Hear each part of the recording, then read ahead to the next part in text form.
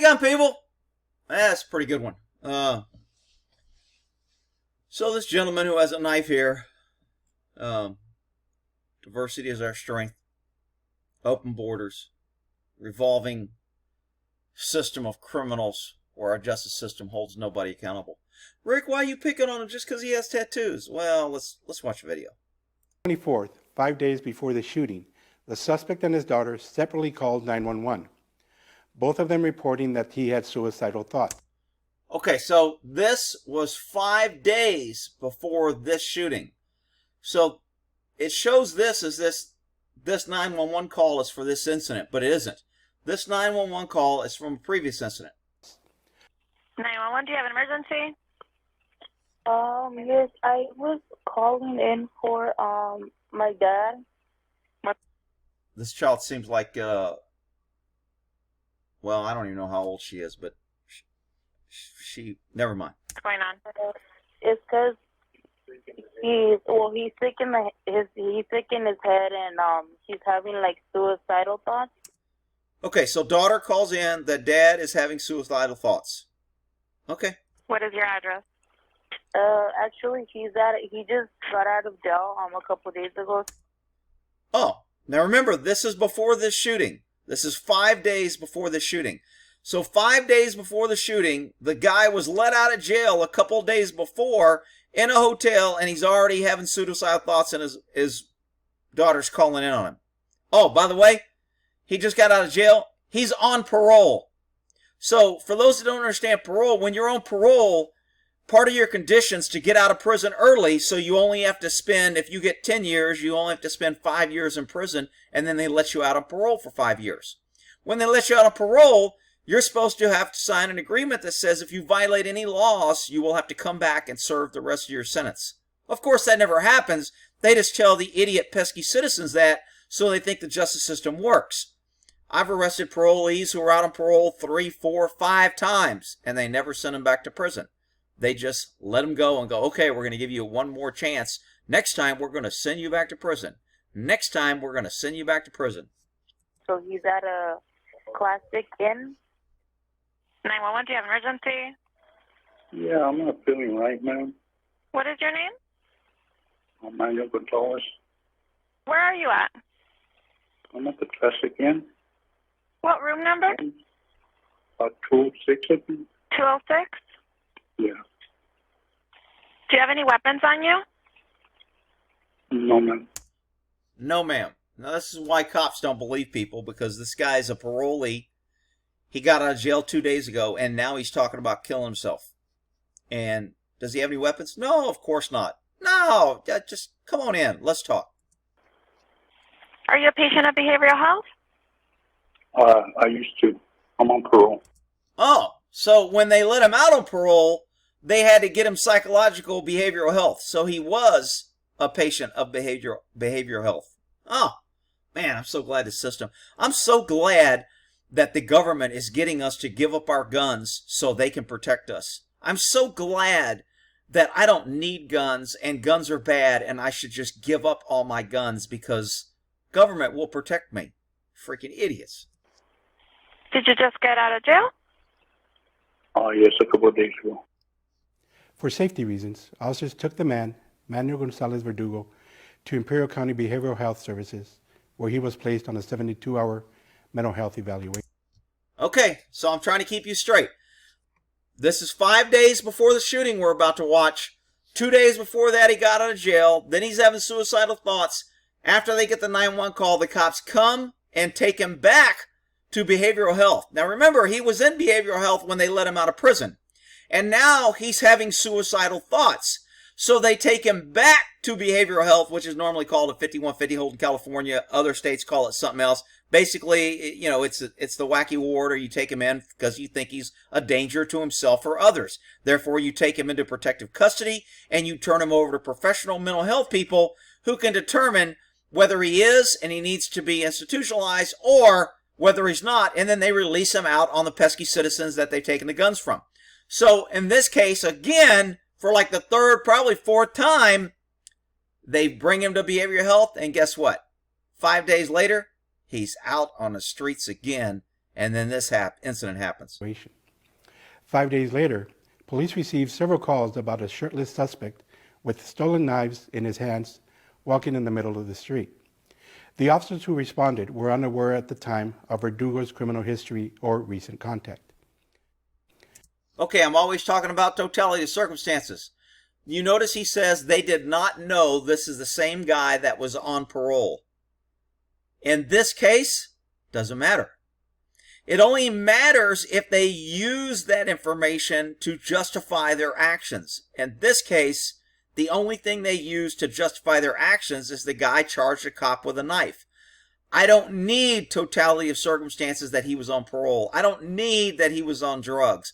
I don't care that he had COVID-19. It doesn't matter. All that matters is this shooting was justified because he charged a cop with a knife. All these other facts doesn't matter. But it's a great example of why the system happens and why people get shot and why cops are dealing with the same people all the time. When officers arrived, they tried to de-escalate. Oh, look at the pretty tattoos. Rick, you're a tattooism. You don't like people with tattoos. Well, I just know a lot of the people that I arrested that committed violent crimes tended to have a lot of tattoos. Rick, that's tattooism, and you're a tattooism, racist tattooist, whatever. The situation. They kept their distance and pleaded with him to drop the knives, while one officer grabbed a beanbag shotgun. Sarge has a less lethal. I can't even understand this cop, man. Is this cop speaking Spanish, or is he speaking English? You tell me. Drop the knives, while one officer grabbed a beanbag shotgun. Sarge has a less lethal. Oh, I finally heard it. Sarge has the less lethal. Damn, I could not make that out. Go around. Sarge. Unfortunately, as officers attempted to contain the suspect, he ran towards the officers. An officer fired 2 beanbag rounds at him. Get down! Get down! Okay, so even though he's armed with a knife, again, they don't know anything else about him. He's running around with a knife, and people have called it in. They tell him to drop the knife, and he's acting crazy in the middle of the road, obstructing traffic and refusing to follow orders, and they use less lethal. I'm okay with the cops on this. Less lethal! The cop yells less lethal when they teach you for training as cops. Before you use any type of taser or less lethal, you should announce it so all others know that you're going less lethal. There's multiple reasons for that. I think the primary reason is it notifies the other cops that you're not shooting a gun, you're shooting less lethal. And I tell the crazy cop story where me and my buddy Joe was chasing this dude, and he pulls out his taser and fires, and I thought he shot the guy. And I'm like, dude, don't shoot him. We're just chasing him because he's fighting with us and got away. But he uses taser, and then he starts telling me, man, it's a taser. I didn't shoot him. And we start arguing before we catch the guy. But anyway, I digress. So that's why he yells, less lethal, less lethal. That means he's firing. So nobody gives sympathetic fire. Nobody opens fire thinking that there's a threat. Not that you're supposed to do that anyway, but... Verdugo continued to advance and was closing in on one of the officers. That's when the... Okay, so I think he might have got hit once, but he moved around the car. The guy's got pretty good tactics. He's been to prison. He knows this guy's shooting at him, so he's keeping the car in between him. He just happens to kind of run right into the guy with the gun who doesn't have less lethal. Shooting occurred. Okay, here's where the cops lose me here. This is sympathetic fire. This is execution. This is freaking outrageous, the number of rounds that they fired. And I can't count, but it's a freaking lot. On one of the officers. That's when the shooting occurred.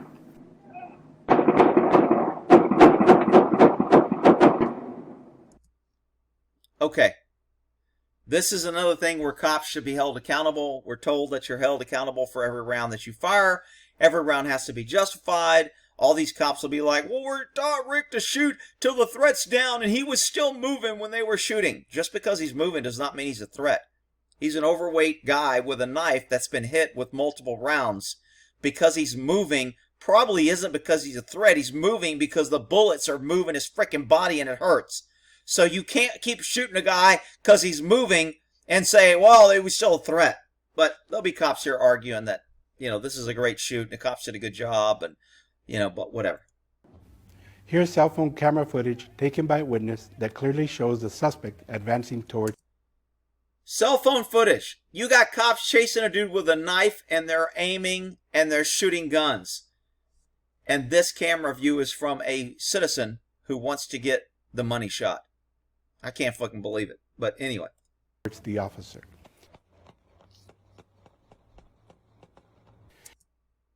Here's a slowed down version that shows the distance between the officer and Verdugo when the shots were fired. Slowed down versions. How many rounds did these guys fire? Now, by the way, this guy dies. He's dead. He won't be going to prison. The people at the behavioral science or behavioral evaluation center will be like, damn, man, I'm glad. We were tired of seeing him, man. We saw him, every other week. We had to let him loose and say he was okay. Now we don't have to see him anymore. The parole agency's happy because they're like, dude, he's on parole. And now we don't have to worry about him taking up a bed when we violate him. So that's cool. We don't have to see him again. So everybody's happy. And the daughter isn't happy. The daughter is suing. As you can see, the officer attempted to retreat as Verdugo continued toward him. Here are photos of... Okay, I want to go back to the number of shots in slow motion. Okay, so let's see if we can count these rounds in slow motion. Occurred.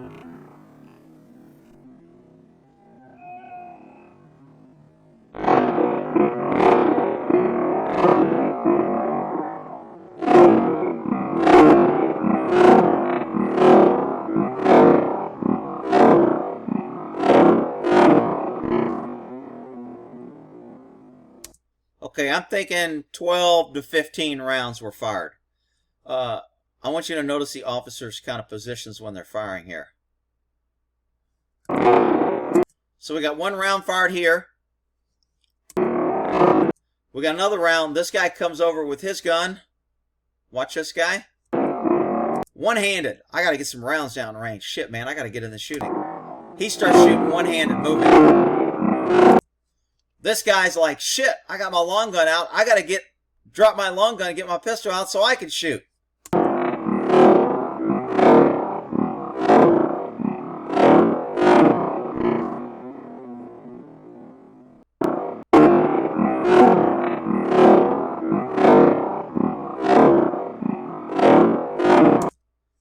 Okay, and one more time in real speed because I just can't slow it down enough to hear all the shots.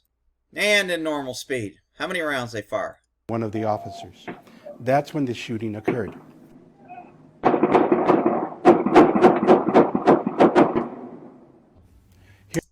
Okay, some will be okay with this. I think it was too many. I think once the guy started to fall or fail, they had distance. They had multiple officers. It was daylight. They weren't have other threats. Once he fell to the ground, they could have stopped, reevaluated, and if he got up and tried to crawl to him or charge him, then they could have re-engaged. That's the way I was taught. That's the way I was trained, people. That's my take. You can come here and hate on all you little badge polishers out there. It's tough out there. It's dangerous. We have to go home. We have a tough job, and I have to wait for my McDonald's, and things are tough out there. All right, whatever. So just shoot every freaking body 100 times and feel good. All right. Oh, I wanted to add in. Sorry, I forgot. If you read this footage down here, this may change somebody's opinion of this. The suspect was on active parole, was a registered sex offender. When this incident occurred, he had prior felony convictions for the following crimes: forcible rape, corporal injury to a spouse, cohabitant, willful cruelty to a child, 11-month-old girl, spousal abuse and battery, vandalism, forgery, criminal threats with the intent to terrorize. As you can tell, this was a great diversity is our strength kind of people we need. We need to open those borders. You need to give up your guns because government will protect you and open the borders, and then we can all live happily ever after. And we'll end that there.